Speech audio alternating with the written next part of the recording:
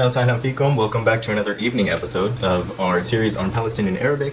Today, as I promised, I'm going to continue with begin our discussion of verbs. Again, it's going to be pretty basic for now. I just want to set up, a lot of the things that I'm going to talk about in the future, because it does get a little bit more complicated. So first I want to start with a little bit of a review of what the Arabic verb is like. So the Arabic verb, as a lot of you know, it's going to be very similar in Ammiya as it is in Fusha, believe it or not. Despite what they may tell you that, none of the rules of Fusha apply in Ammiya, it's not exactly true. A lot of them basically do apply, it's just that it's in a much simpler fashion, which makes it a lot easier to learn, I think. So anyway, the verb in Arabic is basically composed of a three-letter root, no matter what. And in fact, basically all words in Arabic, not all, but almost essentially all words in Arabic are composed of a three-letter root that is somehow altered and modified to produce different meanings with little suffixes and prefixes and things. But basically, there are three fundamental letters as a part of 90+% of words.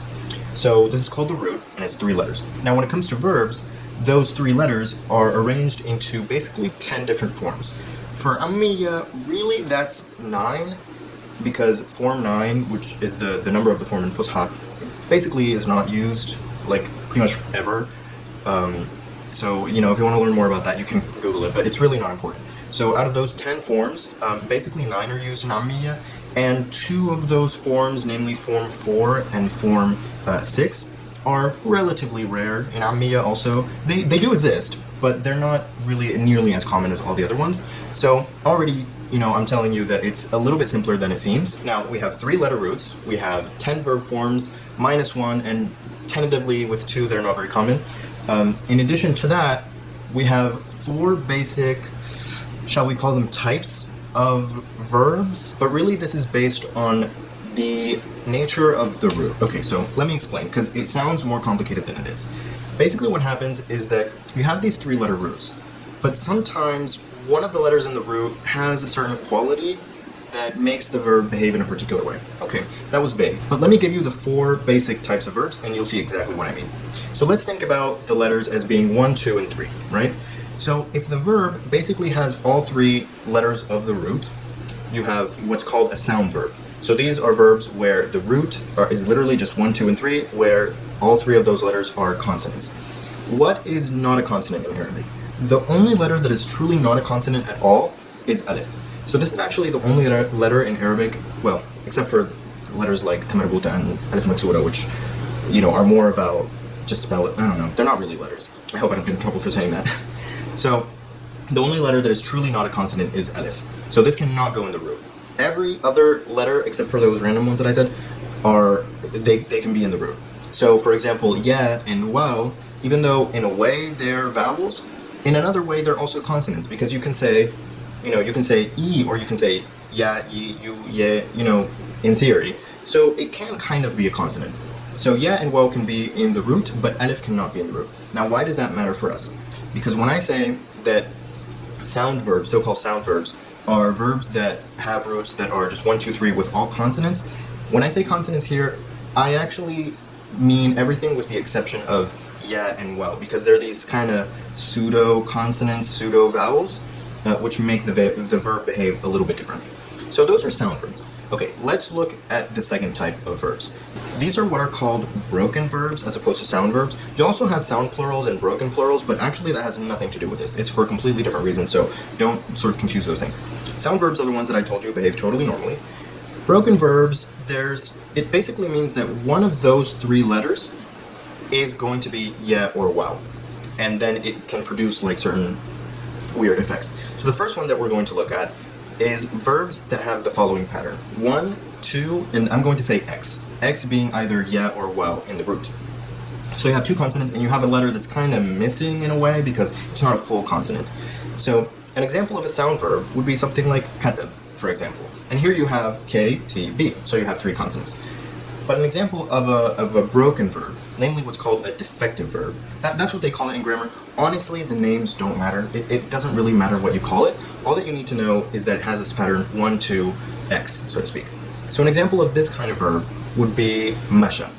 So the verb masha, you have mim, you have sha, shin, that's the second letter of the root, and then the third letter is alif maksura, Well, no, not really, actually. So, alif maksura, as I mentioned a little bit before, alif maksura can't be part of the root. It's not really a true letter. It's just like an alif, but in another spelling. So, this can't actually be part of the root. So, what is the third letter of the root? So, if the verb ends in alif maksura, that means that the root letter that corresponds to that is either ya or wow. It can really be either. There's not really a good way to know. You just kind of have to Google it. But honestly, it doesn't really matter what the root is in this case. In this particular case, it doesn't really matter. So all you need to know is, again, you have two letters, meme, sheen, and then you have this kind of missing letter. And that's what's called a defective weak verb. So it's in the category of weak verbs, and it's specifically the defective type. Again, don't worry about the name. You just have to know that instead of being 1, 2, 3, it's 1, 2, X, missing letter.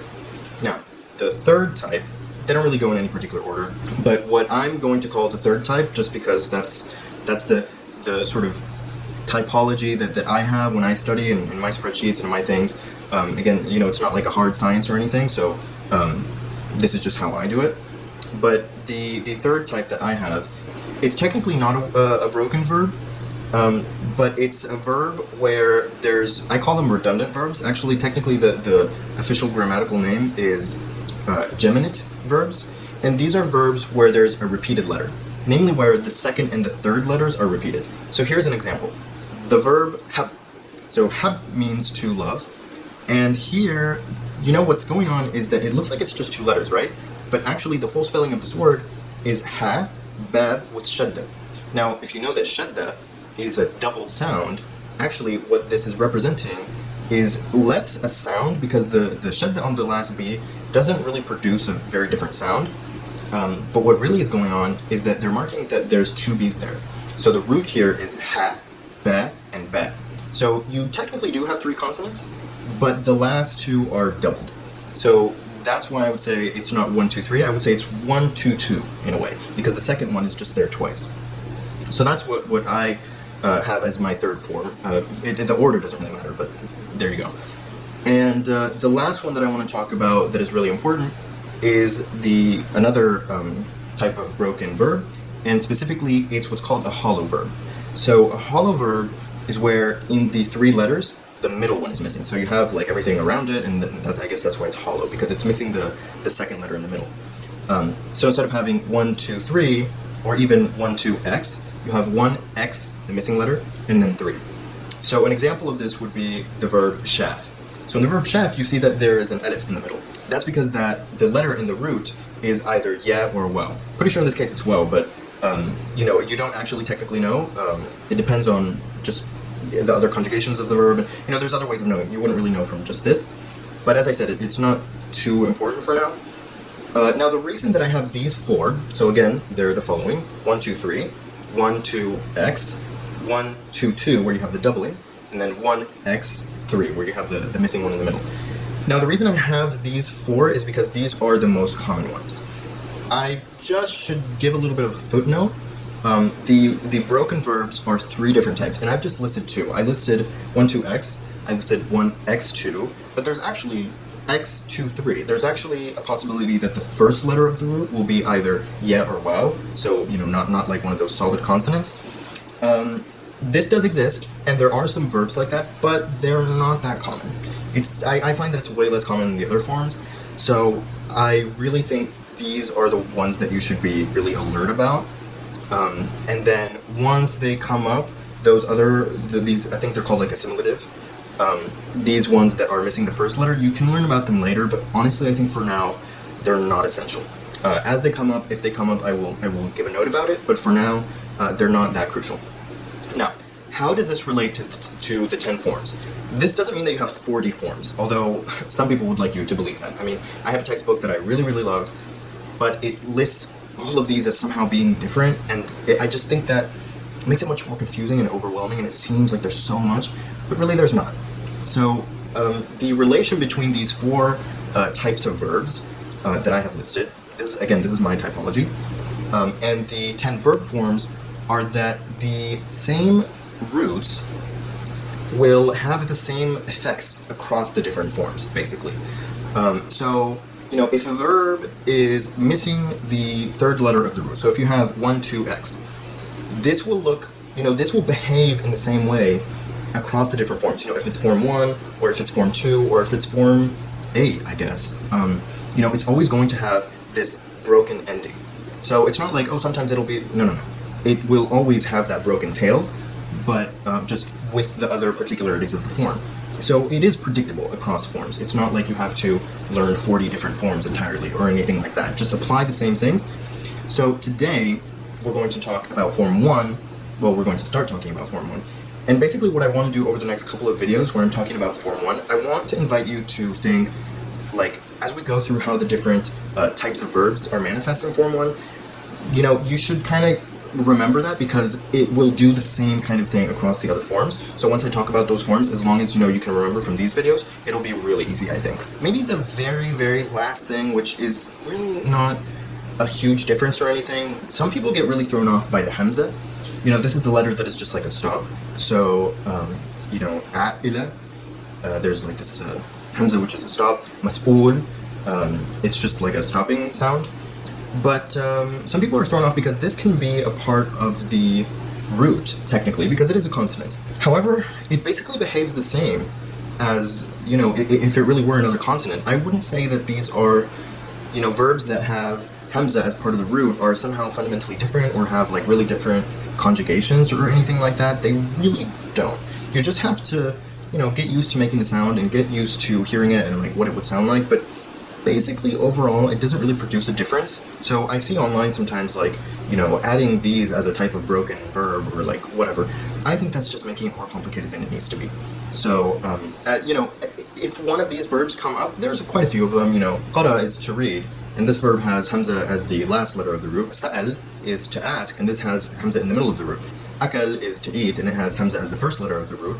So, you know, these verbs do exist, but I wouldn't say that they fundamentally are really, really different. And they're not that common, I would say. So I really wouldn't worry about them too much. Okay, that was just an overview of the different forms of the verbs and the different types of verbs. So now that we have that covered, we can start talking about form 1.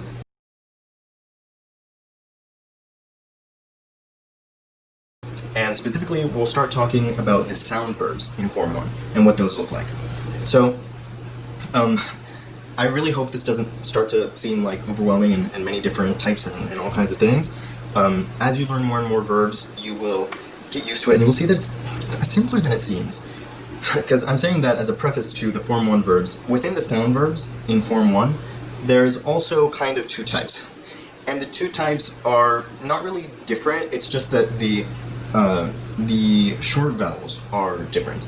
Actually, this is a huge simplification from Fusha, because in Fusha you can have a bunch of different combinations and it just makes it a nightmare to really learn. But in Ammiya, things are simplified much, much more.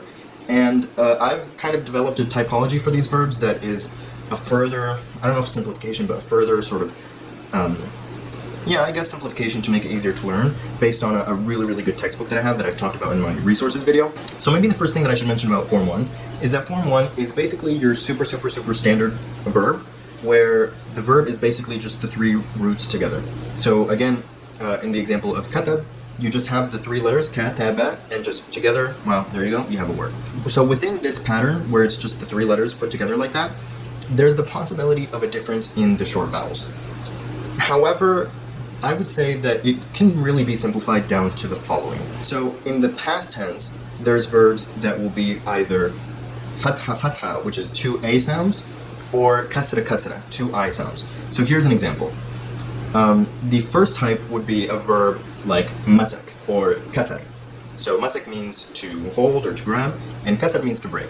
Now you can see that in both of these cases you have A sounds, so fatha. So masak and then kasar. So in both cases they're A sounds. The other possibility is where in the past tense you would have I sounds. So that would sound like qibil or sima'. So in both of these cases you have kasra. You have 2 I sounds. So instead of masak, you have qibil, and instead of kasar, you have sima'. You see what I mean? There's these ones that have the A sounds, and then these other ones that have the I sounds. Those are the 2 main types, and I call these A and B, because, I don't know, it just seems simpler that way. So the A ones are the ones that have the alif, and then the B ones are the ones that have kasra for the short vowels. The B ones are less common, I would say, generally. The ones that end in alif and fatha are just much more common.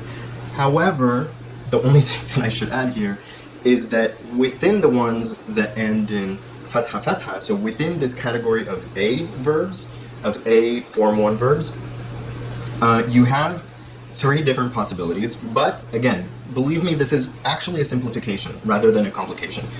Within these, because it's all based on the short vowels. So within the A verbs that have fatha fatha in the past tense, in the present tense, the 3 different types are whether the sort of core vowel in the present tense is going to be fatha, or kasra, or dhamma.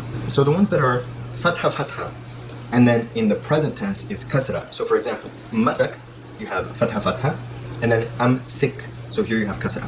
So a, and then in the present tense I, the kasra. This is what I call A1. Why? I don't know. It's just kind of, I mean, it's not random, but you know, again, the names that you might give it is not really crucial.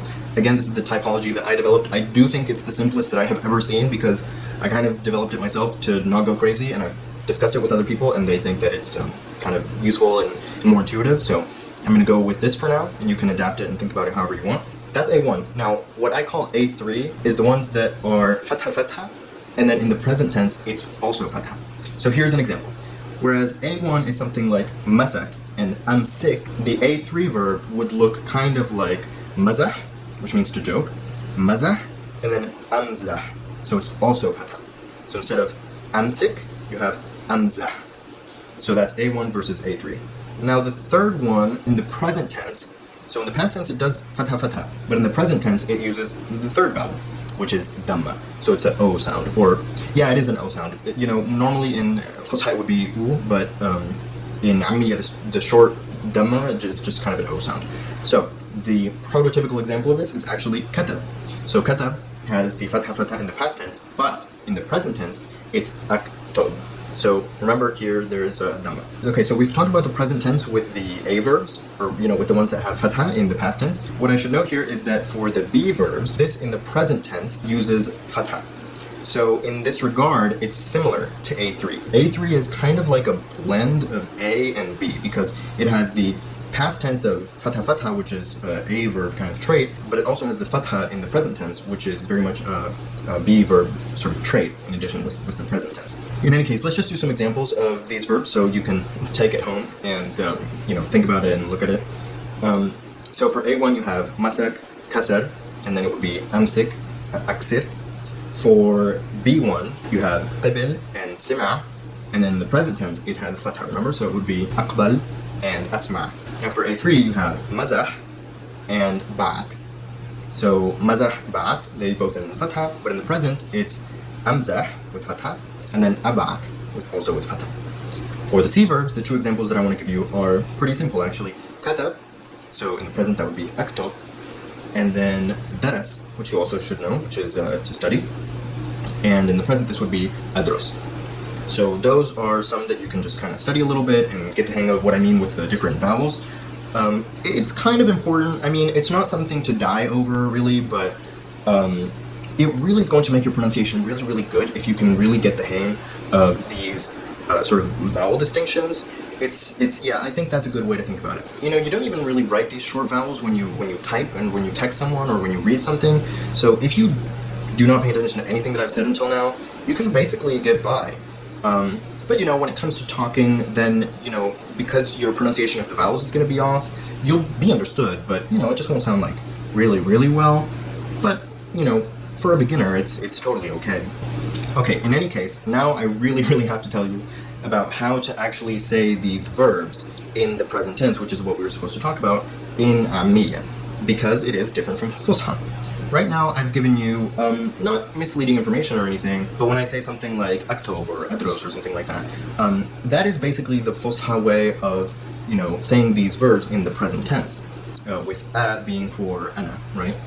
However, in Ammiya, the dead giveaway for Ammiya is that in the present tense, all the verbs in the present tense, you add a b, you add a bed to basically the same exact verb as it was in Fusha. So really nothing changes, essentially, except for adding that additional b in the beginning of the verb. And you just apply that across the board. Now, I should mention that something like, you know, saying aktob or adros, there is a space for that in Ammiya. Those are things that you are going to say, but in certain constructions. I might call these like exact Fusha photocopies of the present tense verb. I would call this maybe the present root, because it's the present tense, but without the be. So without the be, it's not fully in the present tense, but it's the root of the present tense. And this is used to make like compound verbs. You know, the same way that in English you say, I want to go. You know, here to go is not I go, it's to go. So it's not really the present tense, but this is how you, in English, you express, you know, these sort of compound ideas. It's basically the same in Arabic. So I don't want to tell you, you know, what I said before with aktob and, you know, hamza and all this. It's not wrong, but it's not quite the present tense. Now, again, the present tense, you just add the be in front of the verb as it was in Fusha in the present tense. So let's just take the Fusha example and add the be's, and you'll see how that all works out. So let's do the verb masak. So in Fusha you have, it would be ana amsik, right? But in Ammiya it's bamsik. So you just add the ba in front of the alif, and the alif disappears, but it becomes the fatha. So you do have the sound. So it's bamsik. Now what about you? Okay, so you would be tamsik in Fusha. But in Ammiya it's timsik. Okay? So there is a slight little difference in that the Fusha verb was tamsik. So it's a T fatha, but in Ammiya, and this is across the board for all the verbs, right? In Ammiya, the letter, whatever letter follows the B, becomes a kasra, except for ana, because ana it's with alif, so the alif becomes a fatha. So bamsik, but then for the rest of the verbs, they're all going to be like timsik. Let's continue. So ana bamsak, anta timsik. Now let's move on to huwa. Huwa biyimsik. So what's going on here is that the Fusha verb would have been yamsik, but here the ya has the kasra, so it's kind of a double I sound because the ya becomes yi, so biyamsik. However, so I'm showing it to you this way because then you can really see how it evolves from Fusha just by adding the ba and I guess adding the kasra. But what's important here is that this kind of gets elided. Elision is just when, in linguistics, it's when a sound sort of becomes sort of simplified or a part of the sound gets kind of cut out. So biyimsik, because there's a kind of a little bit of a redundancy in the ya, many people write this and pronounce it when they speak quickly and everything as just bimsik. So actually, I almost think this is more common than actually writing the ya. I think it's ultra common to say, to write it as bimsik. Yes, if you don't write the short vowels, bumsik looks exactly the same as bimsik. Get over it, because that's how it is. I mean, that is how people write. I think with context, that really should not be a problem. But, you know, technically it is the case that you can have bamsik and bimsik, and they both look like that. But I think it's okay. Moving on, hiya. Hiya is, as you know, the same as enta, so it's also bimsik. So that's fine. Now let's move on to the plurals. The plural for ahna, well, nahnu in Fusha, is with noon. So, namsik, I guess. But in Ammiya, this is bnimsik. This one is a little bit weird, actually. For some reason that I don't know. For some reason, the present tense conjugation for ahna, for us, often the B is not a B, and instead it's an M. So that would sound like mnimsik. Why? I'm not sure, but I'm willing to bet that it's just because it's easier to pronounce to go from the M to the N, mnimsik, as opposed to a bnimsik. I suppose that's why, but I don't really know for a fact. In any case, it's like both are fine actually. So you can say bnimsik and you can write it bnimsik, but I think that it sounds better to say mnimsik. I think that's more sort of standard or likely or just I don't know, better, nicer. I would go with that. If you can remember to do that, namesake is going to be, and with the M in general for us, that's going to be better. Now, for you in the plural, it's basically, again, the same as Fusha, including with the wow at the end. So it would be timsiku.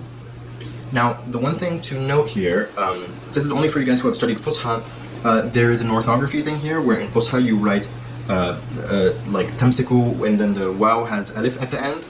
That's just a spelling thing. Obviously the alif is not pronounced. In Ammiya, forget that. Nobody does that because, again, you know, Ammiya is much more about the like phonetic spelling basically, so there's no alif at the end. So it's just dimsiku with the ba in the beginning.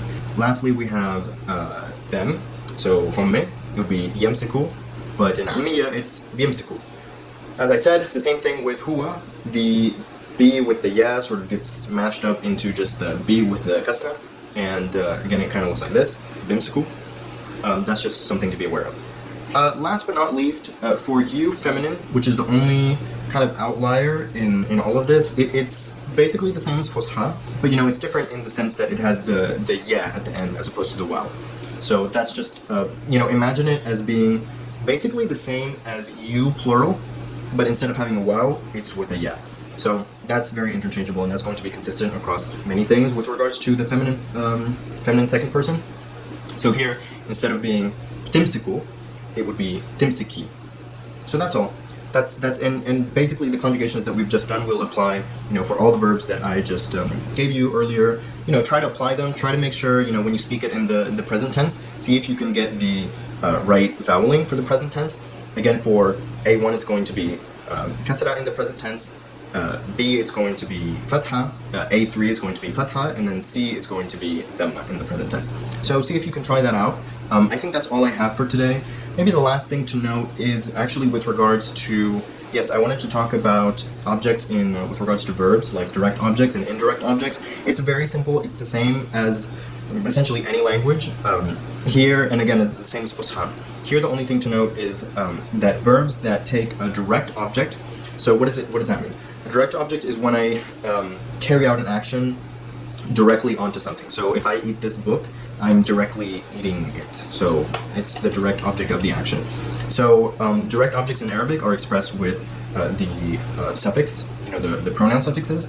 So for example, ana baktub al-kitab, I write the book. Here, the object directly follows the verb, and if I were to say, to use a pronoun instead of al-kitab, I would say ana baktubu. So I write it, you could say. The only thing that is a little bit different is with the indirect object. It's worth watching out for this. The indirect object is marked with lam. So we talked a little bit about lam in the previous video with regards to possession. But lam, you know, it has many different meanings, but one of them is sort of to or for something or someone. So if an indirect object is not the object of the action, but the recipient of the action, this would be like if I said in English, I'm going to send you a message. I'm not going to send you. I'm going to send the message to you, right? So, I mean, that's pretty obvious, right? So in Arabic, in English, you don't necessarily mark it if you say, I'm going to send you a message. But if you rephrase that as, I'm going to send a message to you, then that to is actually written. And in Arabic, it's always written, and it's the lam. So with the verb bat, which I just talked about, it's an A3 verb. This, in the present tense, it's babat. So, ana babat, I send. So if I want to say, I send you a message, babatlek, message. You can say message for message. Ana babatlek, message. Here you have babat, and you do have the pronoun suffix, which is ka, but in the middle you have the la, which indicates, you know, to or for. So I'm going to write, you know, I write a message to you. Babatlek. And that is all for today. That's all I wanted to talk about. We talked about the three-letter roots. We talked a little bit about, you know, the consonants and vowels and those things. The four main different forms, the most common ones that can occur based on what letters are in the root. And then, of course, you know, I mentioned the 10 verb forms and how those four types of verbs, you know, broken and sound and all that, how those are going to look the same across the different the 10 different verb forms. And again, it's not quite 10 because one is not used at all and two are relatively uncommon. And then we talked a little bit about the present tense and what that looks like in Ammiya. Really, the forming of the present tense is the same across all the verb forms. So, you know, it's all about just adding the be in front of the verb as it would be in Fusha. And the markers for the different persons, so ana, anta, and all that, you know, for ana it's always alif, and so ba. For anta it's always t, you know, with the ta. So no matter what the form is, if it's form 1, 2, 3, 4, 5, you know, whatever, it's always going to be, you know, alif and ta and ya and na and so on. So that's not going to be different. I just wanted to introduce you to the main just shape of form 1, which is just having the 3 letters in order just like that, with no additional modifications. The other verb forms, all they really do is add some kind of extra letter or modification, but otherwise It's more or less the same thing, so I just don't want you to get too worried about that. Next video should probably be shorter because now that I've explained all of this, I can just kind of jump in. We're going to talk about the past tense, which is again pretty much like fusha, maybe even more similar. And then we'll talk a little bit about how the so-called defective verbs look like in the present tense, with that last letter missing, so to speak. And that'll be next video, and I'll see you next time.